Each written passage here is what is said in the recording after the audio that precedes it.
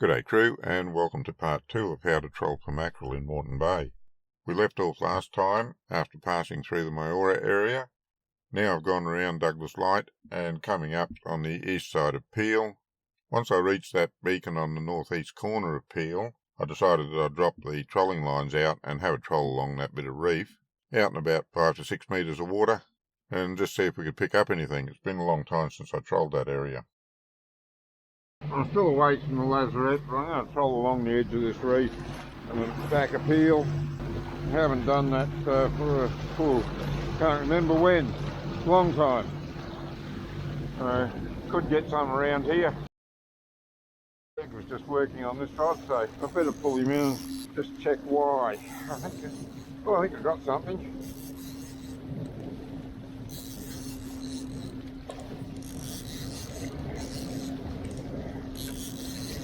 I don't know why the boards aren't popping, but yep, there we go.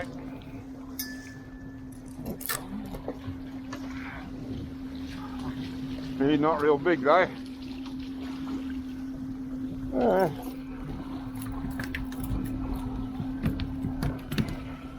Only got to be 50. Yeah, he's legal. He's good.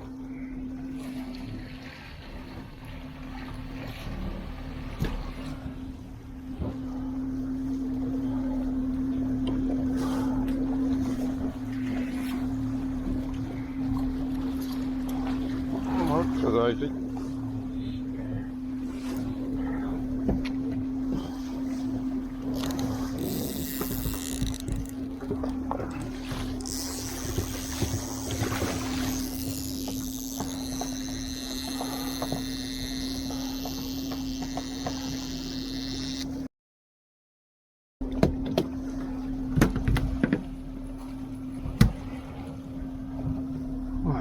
I'll set the gear down.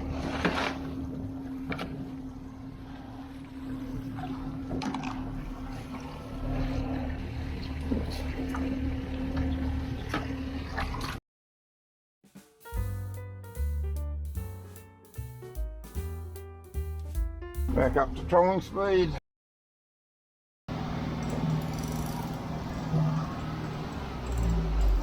Might be on again. I think I am. Yep, definitely. Better one this time too, I think.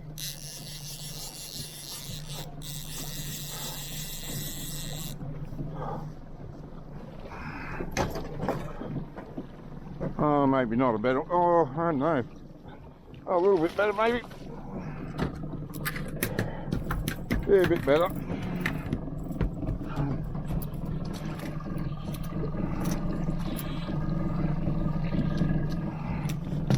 Okay. Check it for length. Yep, you're good. That's fixed up. Lead you into the bucket.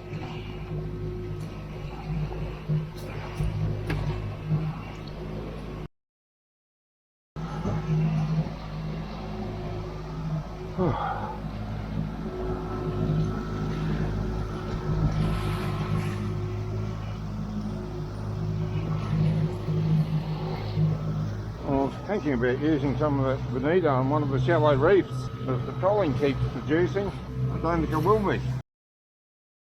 I'll do a couple more passes along this side of Peel, one pass back, and again, if I don't get anything then, I'll go into the lazarette and up through the basin. Yep, she's up.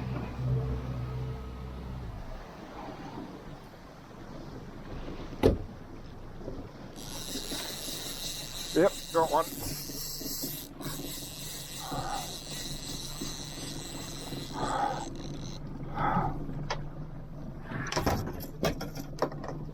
Bonito this time, is it? Yep. Oh, that's a bit disappointing. Oh, and you're going to manage to get yourself in this. How'd you do that? Bloody hell, that was a bit stupid. Hang on, I think I'll get that hook out of you first. Right, now, get you out of this. How did you do that?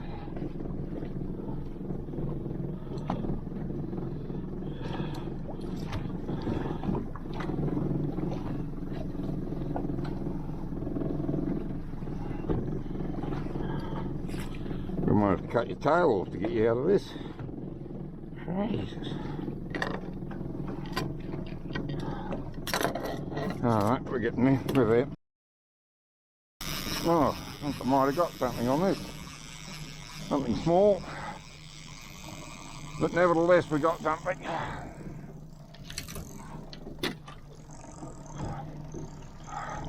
Another bonito. Oh, well, plenty of bait, that's all I can say. Got something on this one.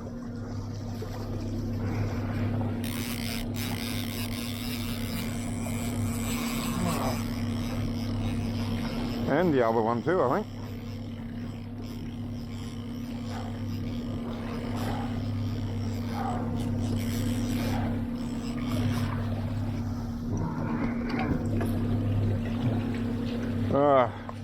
Another bonito or a grinner.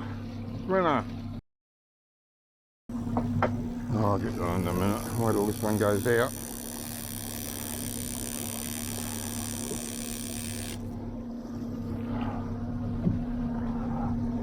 Leave that open for this one, whatever he is. Be another grinner probably.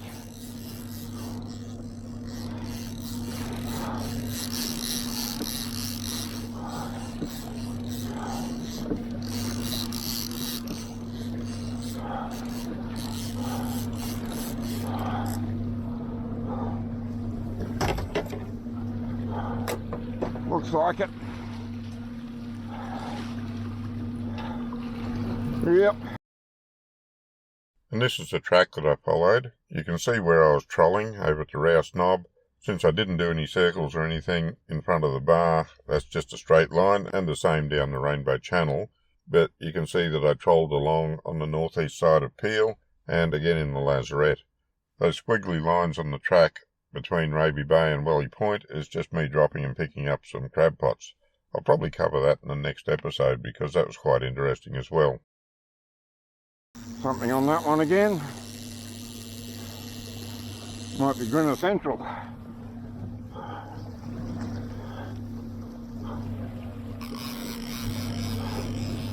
Oh, no, he feels better actually. Might be another mackerel.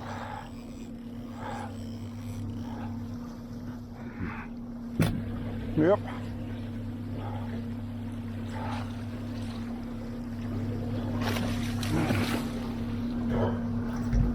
Beauty. Take it. I think. Yep, you're legal. Jesus.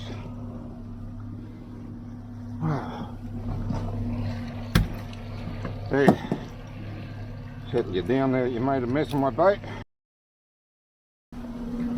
Right, let's go back around and do that again.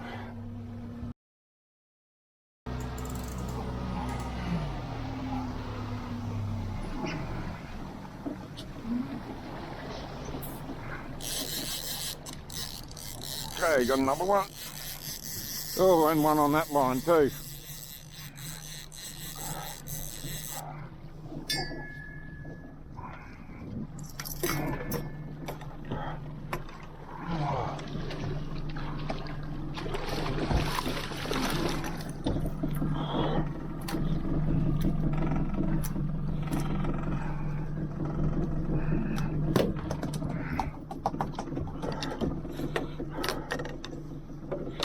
Oh, yeah.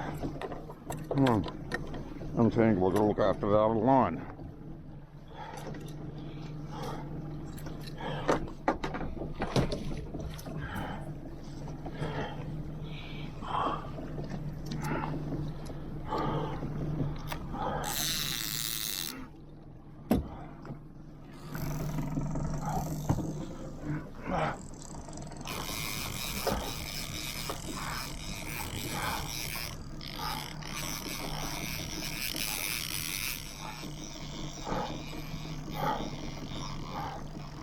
Yep, there it is.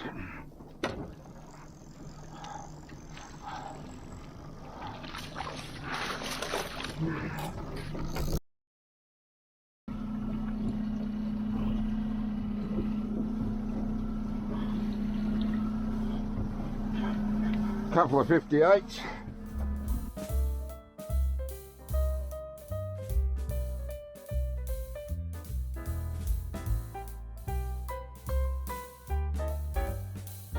If you manage to find Spiro's article that I mentioned in the first video, you'll know that he says that if you're catching a lot of grinners, your lures are either too far back behind the boat or too shallow.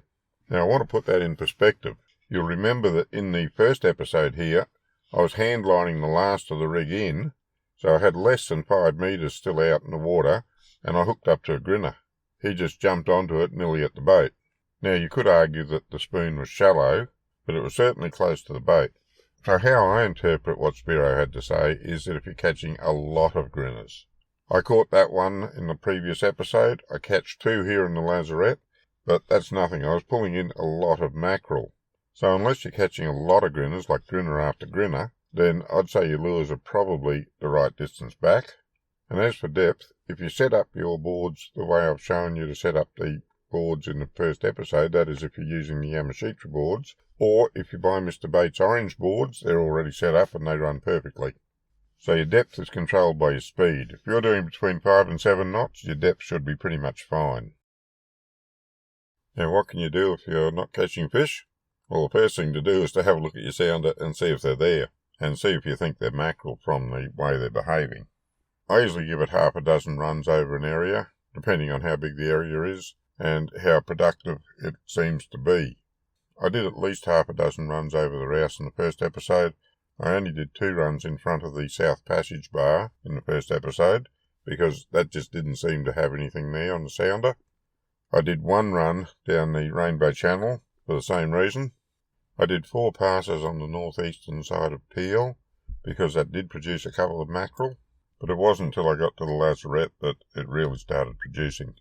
So key thing, look at your sounder. If there aren't any fish there, don't put as much effort into it.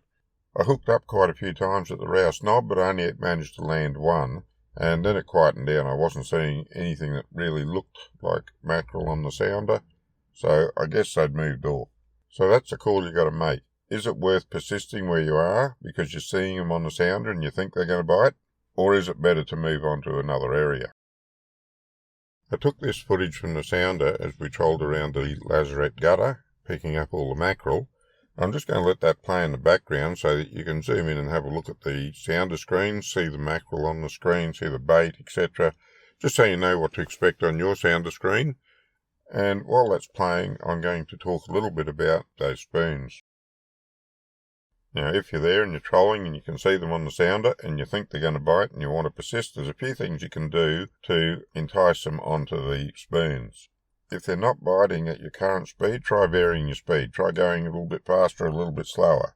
Now, in that 5 to 7 knot range, maybe go down to 4, but I'd usually stay at around 5 to 7. That'll change the depth that your planer board is running at. Also changes the speed, obviously, so might entice the fish to bite if it's going faster or slower. The other thing you can do is vary the distance the lures are back from the boat. Don't put them too far back or too close to the boat, but I would bring them in 5 metres or let them out another 5 metres, see if that makes a difference. That also varies the depth that they run at. But in general, I find that the formula that I use continues to work pretty well. That is having the lures back at different distances, and always about the same distance, and always about the same speed. Usually in the 5 to 6 knot range I find works best, but sometimes you'll get up to 7. I talked about the things that you can vary earlier to entice the fish to bite, but I didn't say how far back I keep my lures. And that is, I keep one at about 20 metres and the other one at about 30 metres. Doesn't matter which one's which. Although if you're running 2 different boards, if you're running a 5 metre and an 8 metre diving board, I always keep the 8 metre board on the shorter side. That way, there's no way that they're going to tangle. You want the maximum horizontal and vertical separation you can get between your lures and boards. So that means if you've got a board that's going to dive deeper, That goes on the shorter one. It's just simple geometry. On again.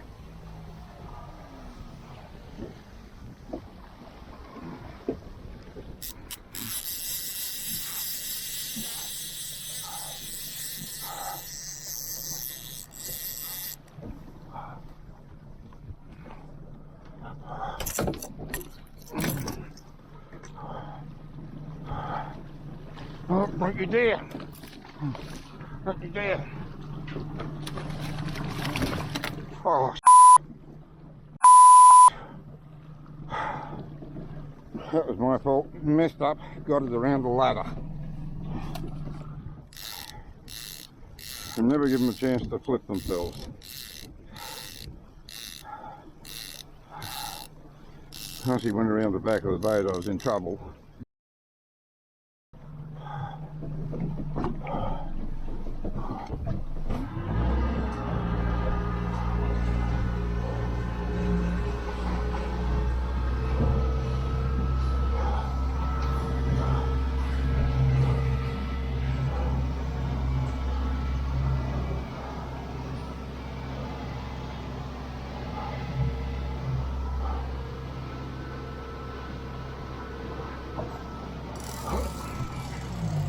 Okay, now I'm on again. Okay, don't blow it this time.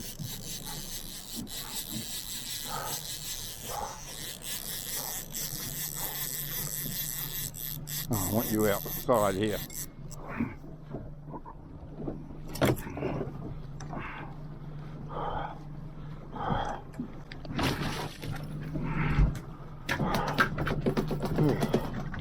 Now, tangle that. Oops, another one on.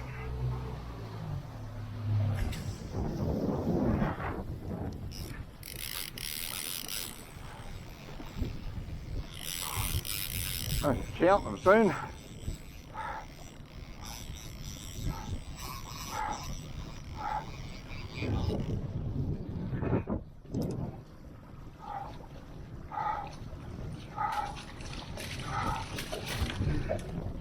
Oh.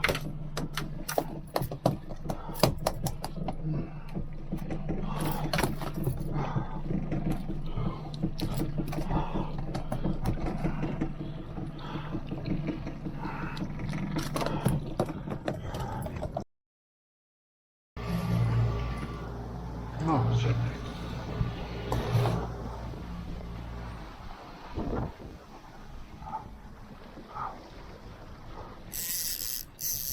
Oh, and that one too.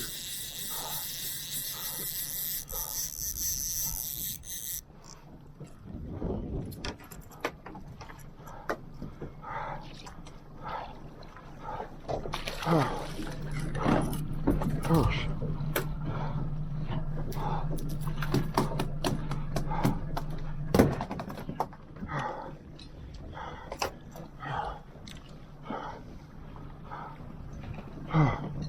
Come on, get in.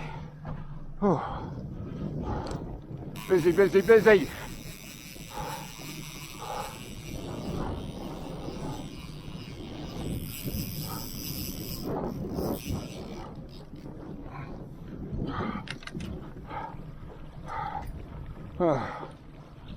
Oh, don't you dare.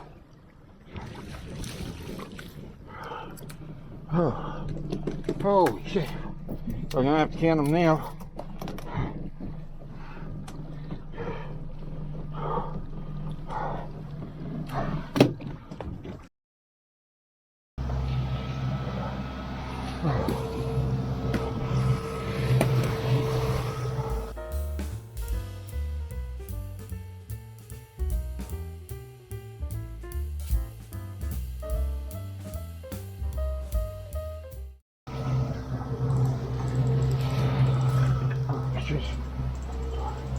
I think that might be my 10.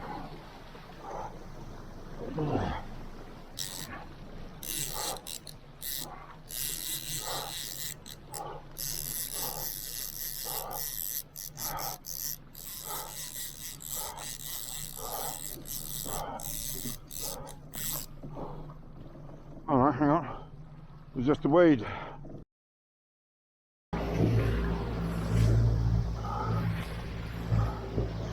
Oh, it shouldn't be too hard.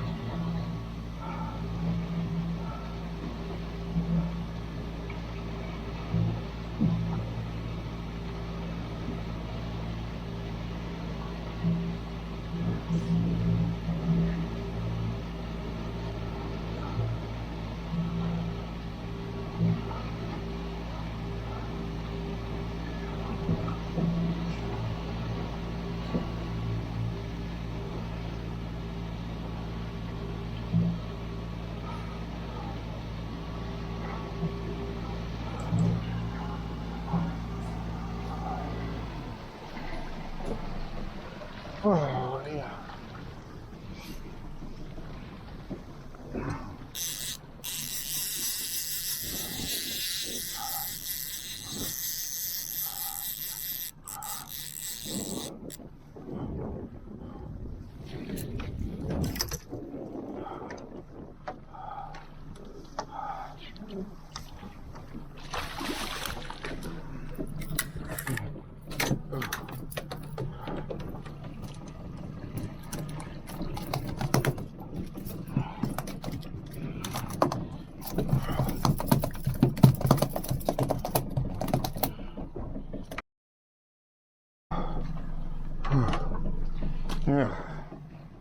Yeah, I need to count.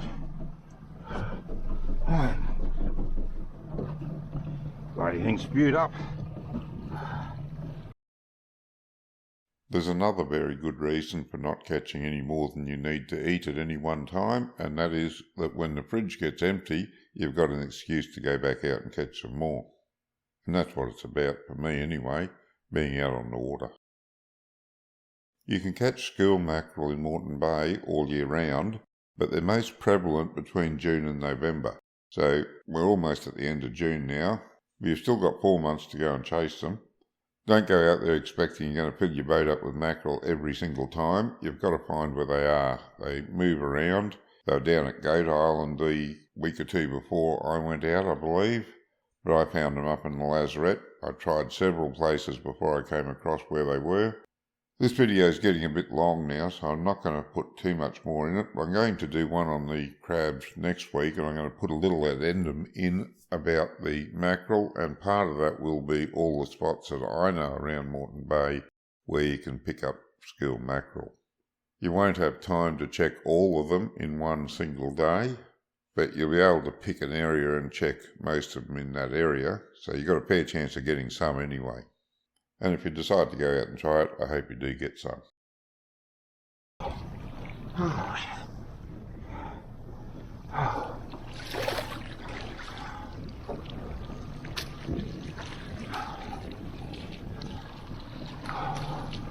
What a mess I make. Oh. Hey, what have we got? 4 in there.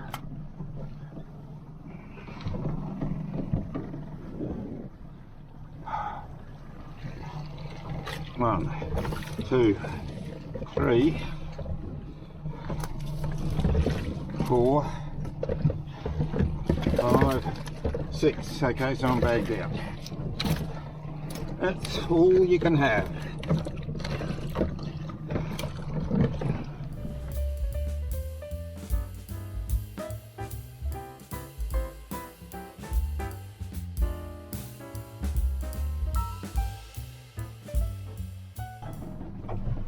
All the speed to keep our headway. Oh, 11:30. Alright, that was busy. Oh, made up for all the ones I lost anyway.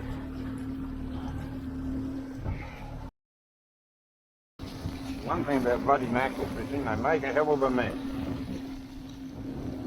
It's best cleaned up quick as you can before it dries on.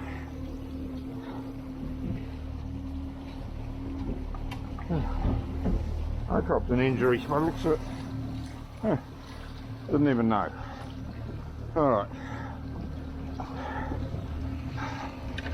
Oh, empty this one now. Oh shit. Still going.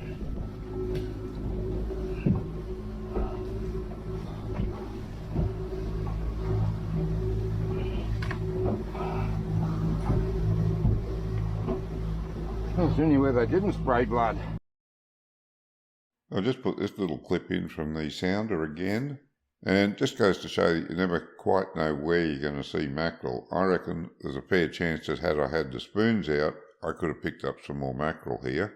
And this is when I was going to pick up the pots. I already had my limit, so I couldn't test the theory. I didn't want to bring the mackerel on board and risk them dying if I threw them back.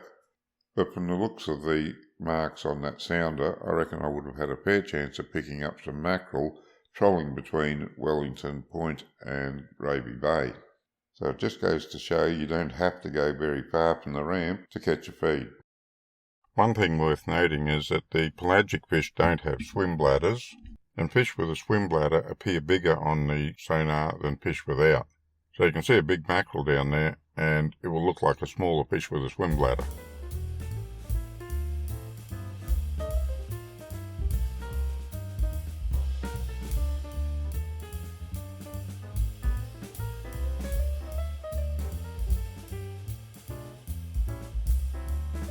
And this little tiny fish here came aboard in the mackerel's stomach.